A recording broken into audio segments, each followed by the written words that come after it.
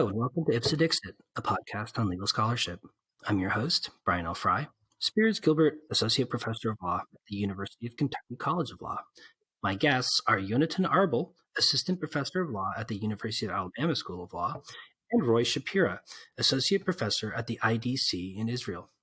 We will discuss their article, Theory of the Nudnik, the Future of Consumer Activism and What We Can Do to Stop It, which will be published in the Vanderbilt Law Review. So welcome to the show, Yonathan and Roy. Thanks for having us. Hi, Brian. Thanks for having us. Yeah, well, so for listeners who might not be as familiar with the sort of regulation and theory of consumer transactions, I wonder if you could just kind of briefly situate them in sort of the existing literature. So how do legal scholars traditionally think about the regulation of consumer transactions and the role of consumer activism in relation to that regulatory regime? Yes, so this is a very basic and important question. And this is the starting point for this project. How do consumers hold sellers accountable? Where does market discipline come from? And this is really important because it determines the scope of legal intervention in consumer markets. How much consumer protection we need depends on how effective internal market regulatory forces are. But there is much that we don't understand about the source of internal market disciplinary powers. And one really influential theory that has been going on for quite some time is the informed minority theory. This is the theory that holds that, sure, not all consumers read the fine print, but there is this small minority of consumers who really engage with contracts, really read the fine print. And if they see something they don't like, they move to a competitor. They will move to a different firm. And so in competing over this small segment of the market, firms will have to offer better terms to all of us. That's the informed minority theory.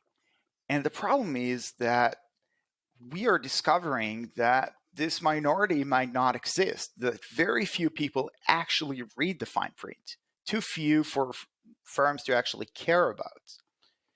And so we're left wondering, where does market discipline comes from? And this is where this article comes. And we suggest that one force of market discipline is the Nudnik. So what are the Nudniks? These are the consumers who call in to complain, who demand to speak with a manager, who write long online reviews, complain to the regulator, write on social media, and share with others their experiences. And these Nudniks are an important force of market discipline. They're deeply misunderstood, usually not very well accepted by the public. They're viewed as petty or idiosyncratic, but they perform a really essential service to the rest of us. Well, so how then is a Nudnik different from an informed consumer? Nudniks come to the transaction at a later stage. The informed minority, in theory, would be a person who reads the contract before buying the product, reading the fine print, seeing if they like the term or not, and then deciding whether to purchase or not on this basis. But again, very few people actually read the fine print in that way. Nudniks are different. They come to the transaction with a set of transactional expectations. Transactional expectations are the set of beliefs we all have when we go and buy something about the proper level of service, what norms govern, what constitutes fair treatment by the seller. So we go to a restaurant, we expect the food to be served in a timely manner. And this expectation doesn't come necessarily from a contract. It comes from a background set of expectations. And so the Nudnik approaches the transaction in this way. And when sellers disappoint, they take action. And this is really important because consumer activism that's based on people who read contracts becomes less and less feasible as contracts become longer and harder to read. But consumer activism that's based on transactional expectations is a much more realistic model of how people behave. So this is why we think the Nudnik offers a more realistic restatement of our understanding of market discipline. Well, maybe to make it more concrete, you could give some particular examples of Nudnik behavior, why we might, from a kind of theoretical standpoint, see Nudnik behavior as unlikely or unexpected, and how Nudnik behavior can have a positive effect on the attentiveness of sellers to consumer expectations. Okay, great. So here is our favorite example. The year is 2014. Ben Edelman, he's a professor at the Harvard Business School. He orders Chinese using an online menu from a local restaurant. And when he gets the food delivered, he goes and he reviews the check against the online menu. And he discovers that he was overcharged by $4. So he sits down and he writes an email to the owner of the restaurant saying, I was overcharged. What's going on? And the owner responds saying, well, you use the online menu, and that's out of date for quite some time. We don't keep it updated. We use the actual physical menu in the restaurant to charge our clients. And he responds, okay, but that's illegal. You can't just charge based on something that was not advertised to the consumer. And the owner says, fine, we'll give you your $4 back. And Edelman responds, well, actually, under Massachusetts law, you have to pay treble damages in cases like that. So not $4, $12. Also, I'm reporting you to the regulator. And this leads to this very long correspondence between the parties that eventually leaks to the media. And when the public learns about this interaction, there is a huge amount of negativity, but it's directed not at the overcharging restaurant, but at Edelman himself. People call him petty and privileged. And what people pay less attention to is the important service, public service, he performed. And so part of this project, we called the restaurant and we replicated his order 5 years after the fact. And we used the online menu again. But this time, the price was 100% accurate down to the penny. So the restaurant changed its behavior based on the activity of this Nudnik. And so this gives us a sense of how Nudniks perform and in the ways in which Nudniks are special. Nudniks are idiosyncratic in many ways. Most consumers are passive. One study in marketing finds that 96% of consumers don't take any action when sellers disappoint. And so there is only this 4% of consumers who are actually active. And to be active, you have to have something special about you, something idiosyncratic, something unique about your preference function, because it usually does not pay to be active. It usually does not pay to write long online reviews. It usually does not pay to you personally to complain to the regulator, or sometimes even bringing a lawsuit doesn't pay.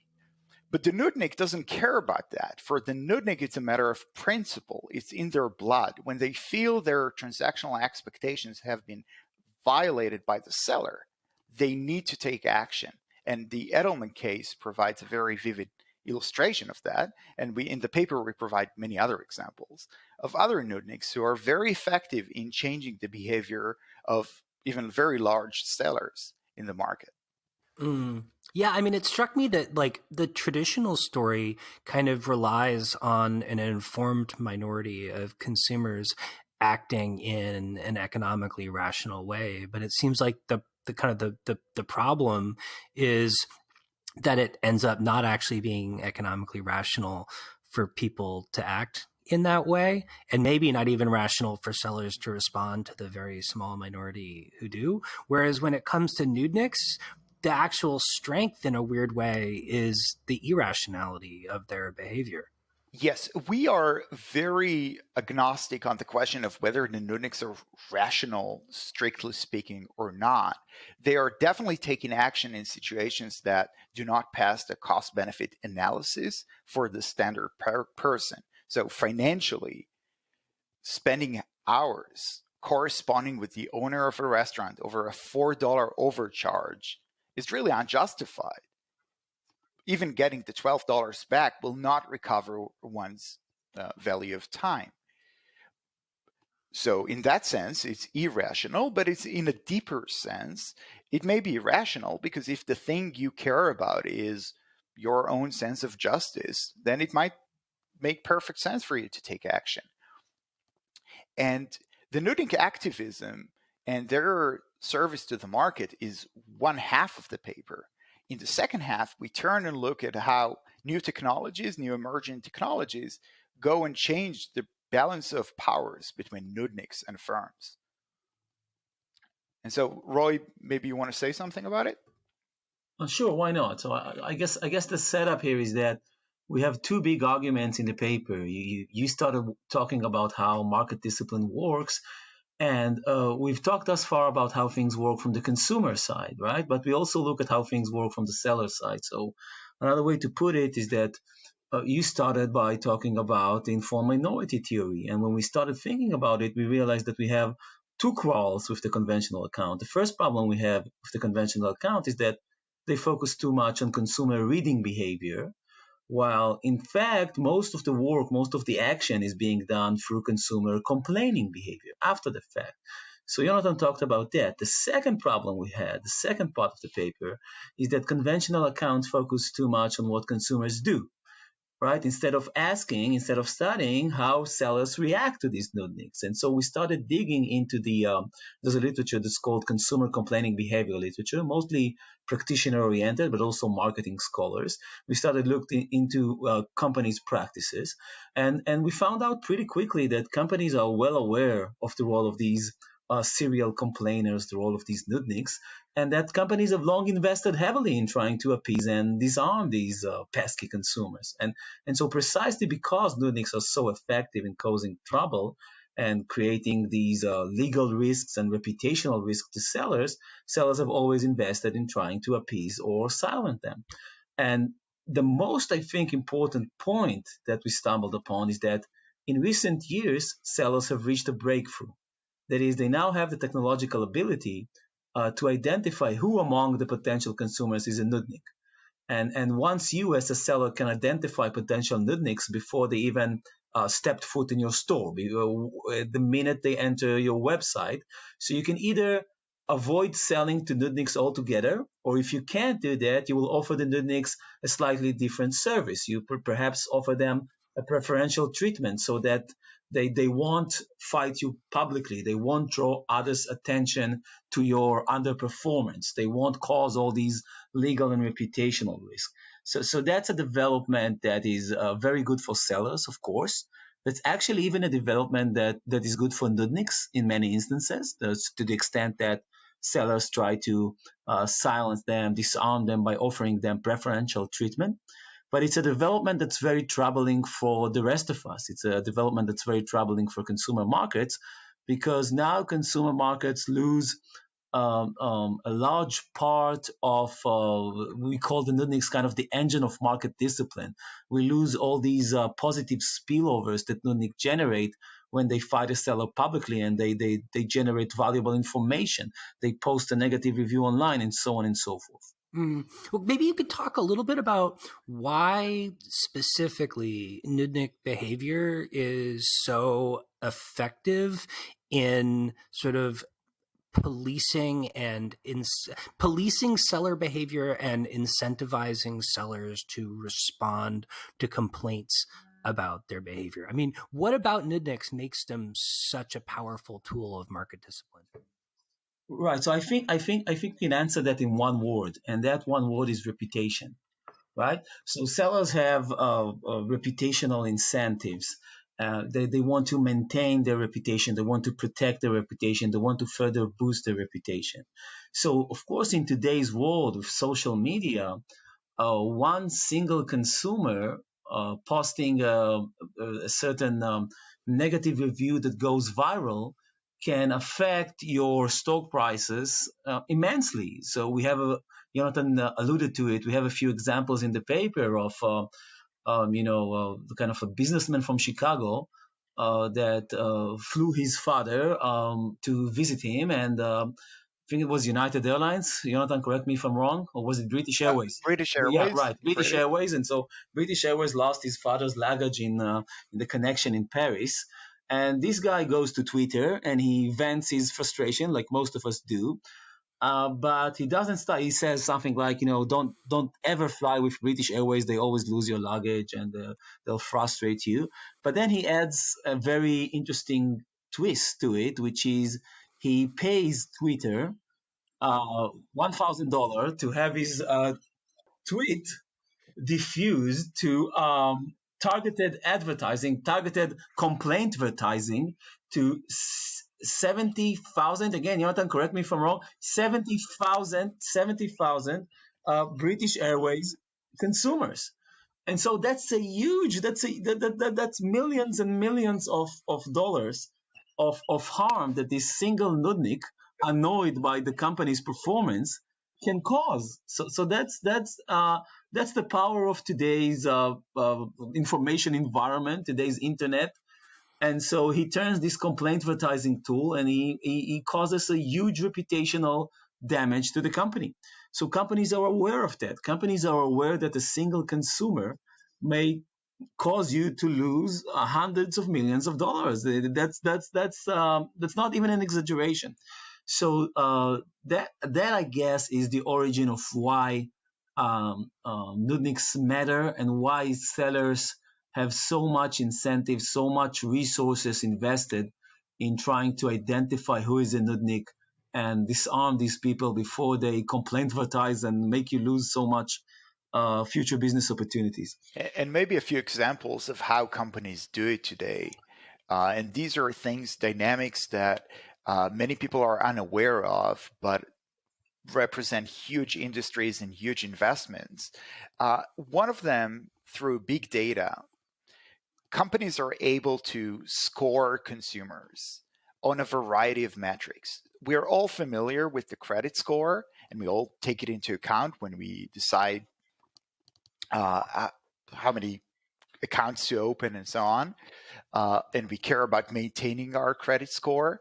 But increasingly, we find scores used to measure consumers on many other metrics like profitability and even things related to Nudnikism. And we all have some score, some place that we're unaware of. We don't even know whether it's accurate or not, where companies rank us on how profitable we are, how to treat us. When we call a call center, they use the score to determine how long we should be placed on hold. And if you're a high value customer, you're going to wait less time. And if you're not, if you're a nudnik, maybe they'll have you waiting forever or may treat you differently. And so consumer scores are a very big industry. It's growing today with big data. We're able to offer more and more predictive scoring and identify nudniks in advance.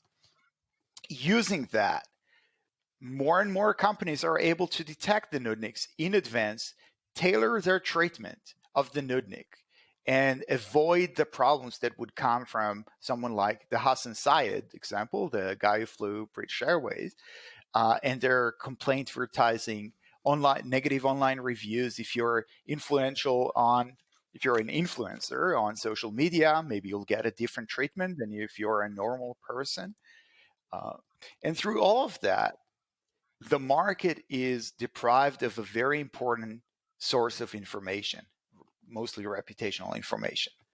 Well, so how do we know that nudniks aren't just kind of like a version of troll? Like, how do we know they're not just engaging in destructive economic behavior or maybe self-interested economic behavior. What reason is there to think that Nudnik behavior is actually going to be social beneficial for your average non-Nudnik consumer? I mean that's a good question. I guess the short answer is we don't really know, in the sense that we cannot offer an exact quantification of the net cost and benefits of Nudniks. But what we can offer, and we try to be careful about it, but what we can offer is that we can offer a set of indications based again on these literature of consumer complaining behavior, about why do consumers complain, when do they complain, how do they complain.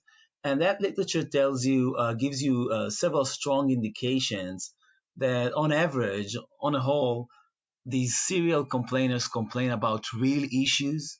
There's a correlation between the quality of the product and their complaints. It's not like they complain randomly, like trolls would, just for the attention.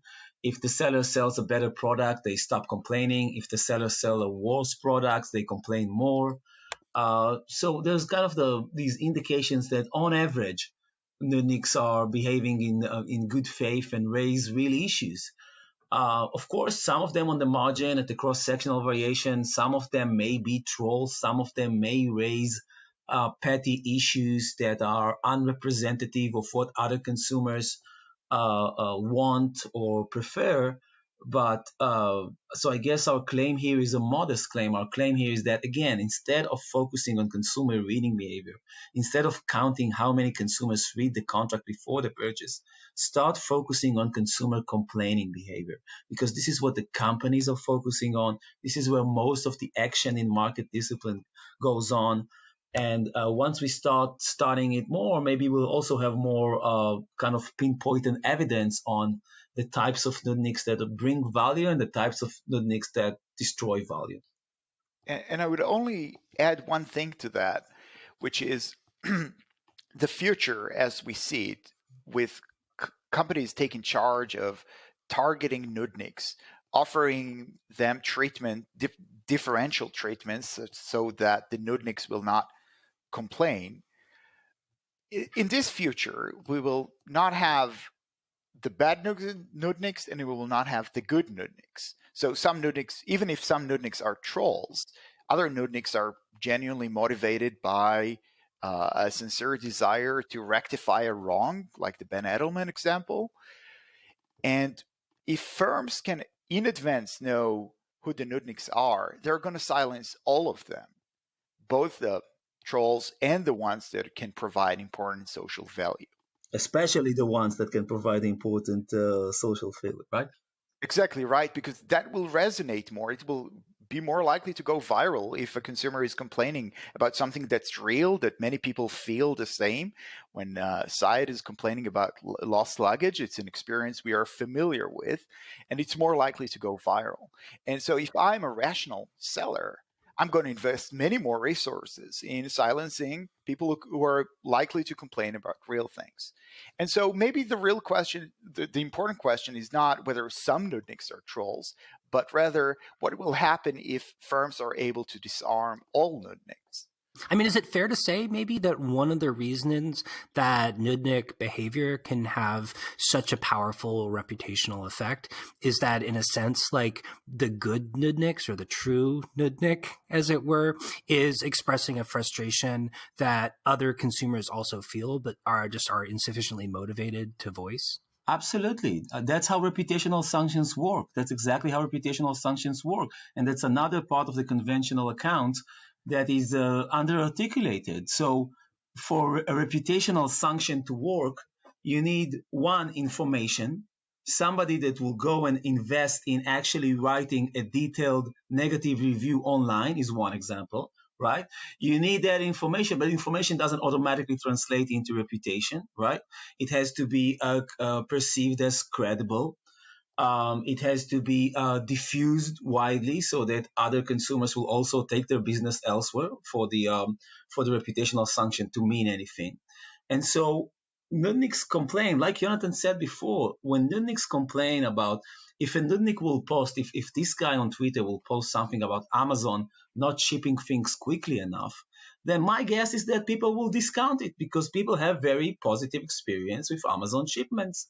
But if the Nudniks raise a certain issue that most of us usually don't notice these overcharges of $4. I mean, Yonathan does, but Yonathan is a well, forget about it.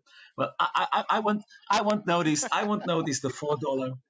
Yeah, A yeah. biography.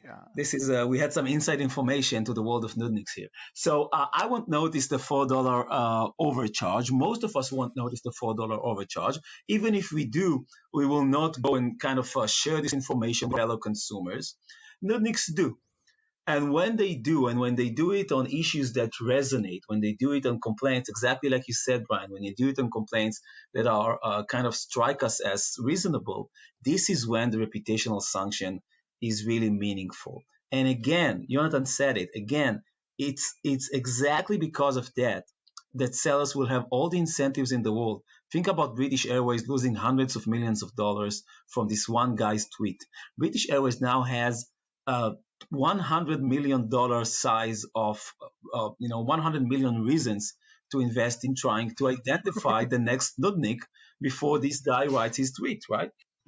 Well, so then from a kind of a broader policy perspective, how should kind of regulators, for example, think about the positive potential role of the Nudnik in policing seller behavior? I mean, to the extent regulators can do anything to sort of maintain the role of the Nudnik in the consumer ecosystem, what kind of options do they have? In the paper, we try to outline a menu of options that are open to regulators, that are open to judges, and even some ideas for scholars to think about in the future. And very generally speaking, one thing we say is we can make it easier to be a Nudnik, and we can make it harder to target Nudniks. So if we have firms collecting information on who's likely to be a Nudnik and they adapt their behavior accordingly, maybe there should be limits on that, or at least there should be some transparency so that we will know that firms are targeting us, treating us differently on this basis. And there is this large literature that's being written today about personalization of contracts and big data generally. And the discussion usually goes between big data is great and personalization is wonderful because we can adjust all the contracts to what the specific person really wants and needs. And then some concerns with privacy maybe, or privacy discrimination and other types of discrimination. And what we try to highlight here is that there is another concern here with personalized contracts, that firms can use them to avoid positive spillovers created by Nudniks. So understanding the risk and thinking about ways to solve it is really important. It's an important first step, and we highlight a few ways in which regulators can do that. Courts also should be aware that people who complain about things that appear petty should not necessarily be discounted. We need people who complain about things that appear petty, appear de minimis, and we need to take them a little bit more seriously because they provide an important source of market discipline.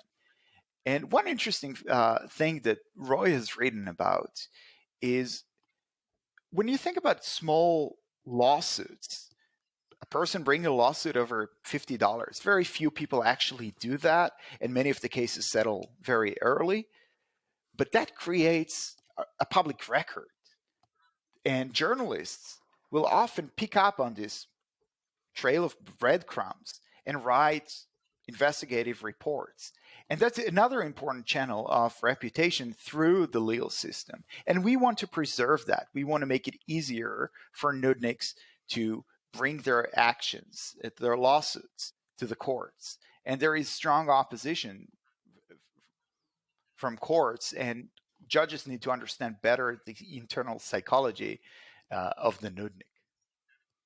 So if I can interject, so I guess the idea here, and I always like to think about it that way, is that we dovetail with the settlement versus trial or mandatory arbitration or ADR literature, right? And the debate there always talks about what happens after the claiming stage, right? Can you settle or not? Can you settle confidentially or not? And what we're talking about here is settling even before the blaming stage, right? Settling very, very early before you know you have a complaint.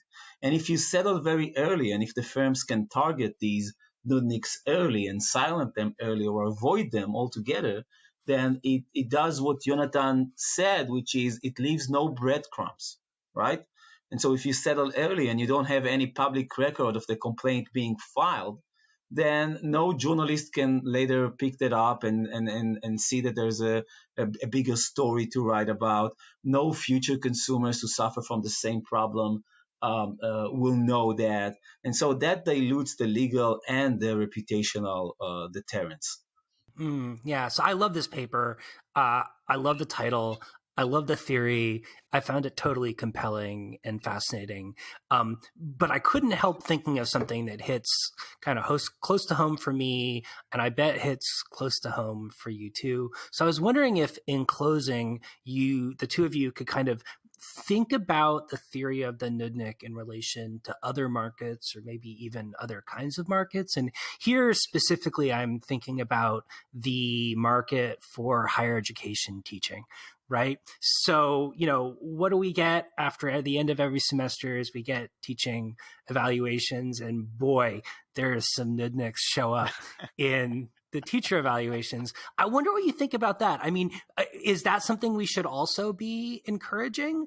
Are Nudniks necessarily going to be offering useful information in relation to markets of that kind? Or should we be skeptical, not just on self-interested terms, but in relation to the interests of the other non-Nudnik student consumers?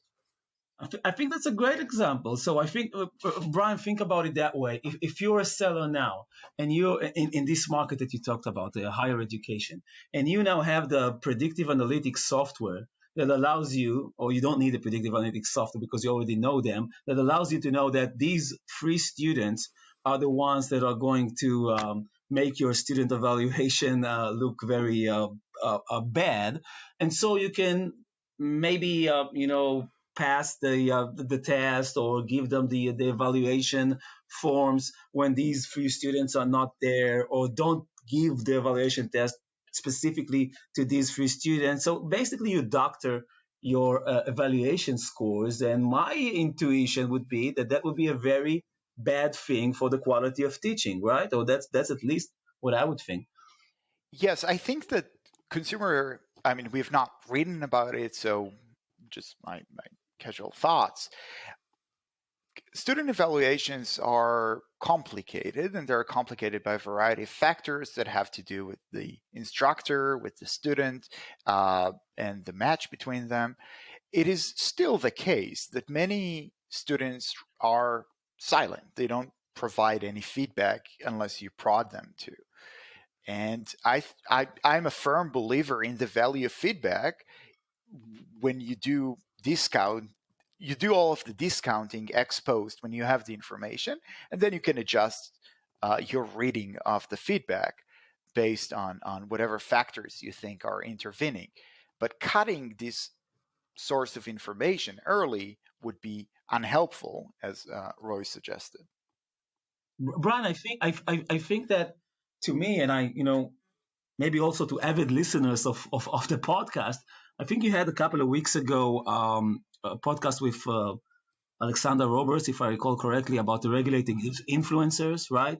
So to me, the flip side of what you talked about there illustrates our answer here, which is to say, so there you focused on how do we regulate all these misleading claims about products before the influencers. But if you recall correctly, the first minutes of the podcast there, Alexandra talked about, I should say, about something that's very different in the world today about influencers. So when we think about influencers, we think about Kim Kardashian selling a certain lotion, or Gwyneth Paltrow selling a certain crystal bead on Instagram, right?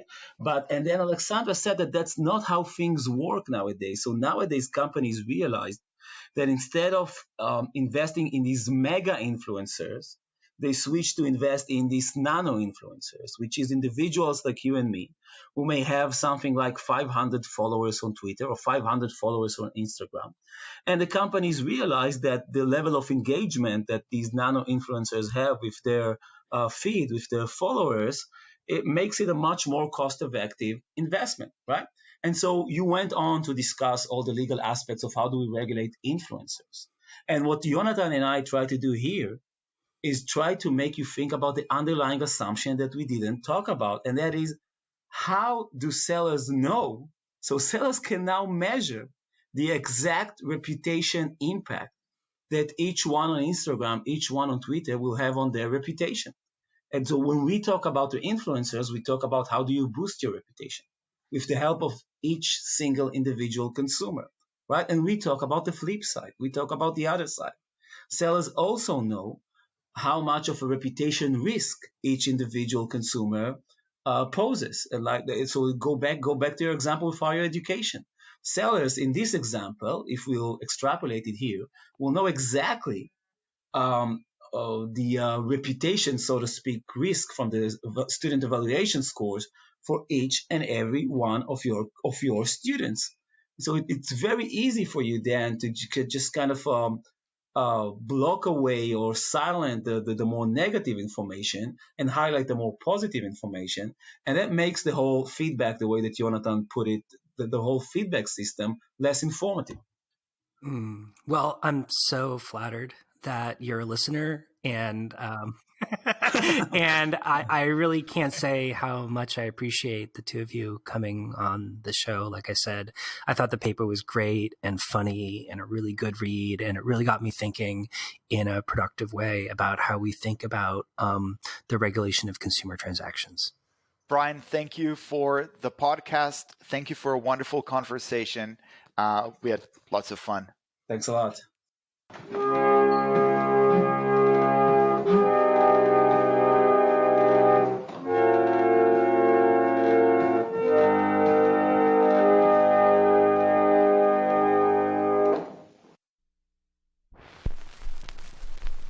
Good morning, class. Today's lesson is on commercial Yiddish.